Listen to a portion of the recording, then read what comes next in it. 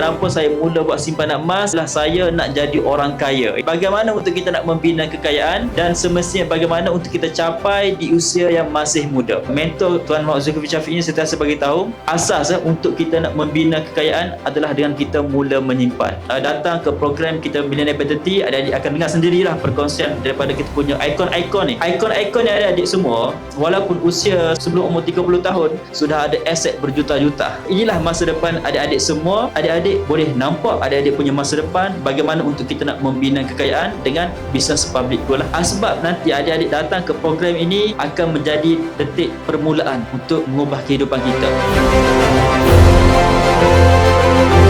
Saya nak belajar macam mana nak jadi kaya. Tapi waktu tu saya tak tahu istilah kaya tu macam mana. Tapi saya nak ada duit yang banyak. Sebab family saya bukan orang senang. Saya nampak segenap kesusahan parents saya untuk besarkan saya 4 beradik. Jadi Alhamdulillah Allah temukan saya dengan public goal. Temukan saya dengan right people, Tuan Muda Azam. Temukan saya dengan right mentor, Tuan Muhammad Zulkifli Syafiq. Kita ada circle yang sangat bagus untuk kita membina kekayaan. Jadi satu persatu dream saya unlock. Saya anak kampung, tak pernah terfikir nak dapat semua benda. Tapi Alhamdulillah dengan adanya public goal, saya boleh dapat semua benda ni lah. Kalau saya boleh buat, adik-adik pun boleh buat juga. Sebab kita buat perkara yang berbeza dengan orang biasa buat. Apa yang kita buat hari ni sama dengan orang biasa, kita nak jadi lain daripada orang biasa, tak boleh. Kita kena buat perkara yang berbeza dengan orang biasa buat. Tidur orang yang tak ada duit adalah malas. Tidur orang yang banyak duit adalah rehat. Apa yang ada dekat depan mata adik-adik sekarang ni peluang yang sangat besar dan adik-adik boleh dapat lebih cepat dan adik-adik boleh dapat lebih besar berbanding saya. Jadi insya-Allah saya nak melihat semua yang ada dalam ni semuanya jadi jutawan sebelum umur 30 tahun.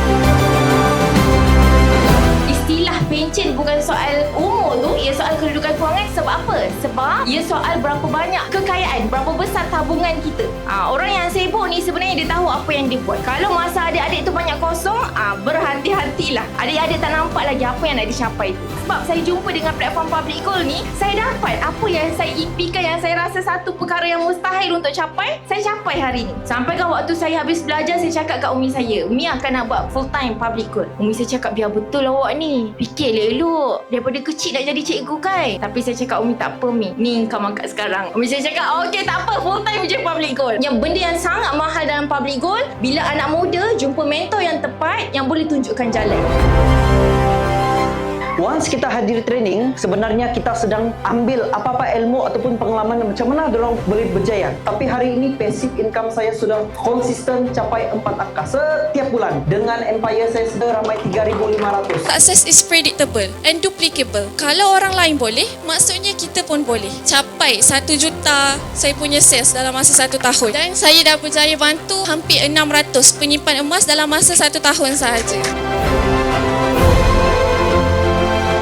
Hai, nama saya Dania Emilia, student daripada College Vocational IKAS. Saya sertai Millionaire by 30 ni sebab saya mau belajar bagaimana cara untuk saya menjadi kaya sebelum saya 30. Bagi saya, speaker yang saya inspired Cik Noda sebab dia punya storyline tu sangat beautiful. Anak muda sepatutlah fokus pada masa depan, selalu seperti speaker-speaker lain cakap, study is number 1 tapi business is not number 2. Nama saya Daryl Mitch, pelajar Politeknik Kota Kinabalu. Saya hadir karena ingin mengubah cara hidup. Pada pendapat saya, yang memberi kesan kepada saya adalah Tuan Azam sendiri dengan Al-Kisah perjalanan dia dalam public goal tersebut. Okey, pesanan daripada saya, mulalah daripada sedikit dan haruslah konsisten. Dengan public goal ini, kita harus mula daripada RM100 saja dan kita boleh pelan-pelan mengubah hidup kita.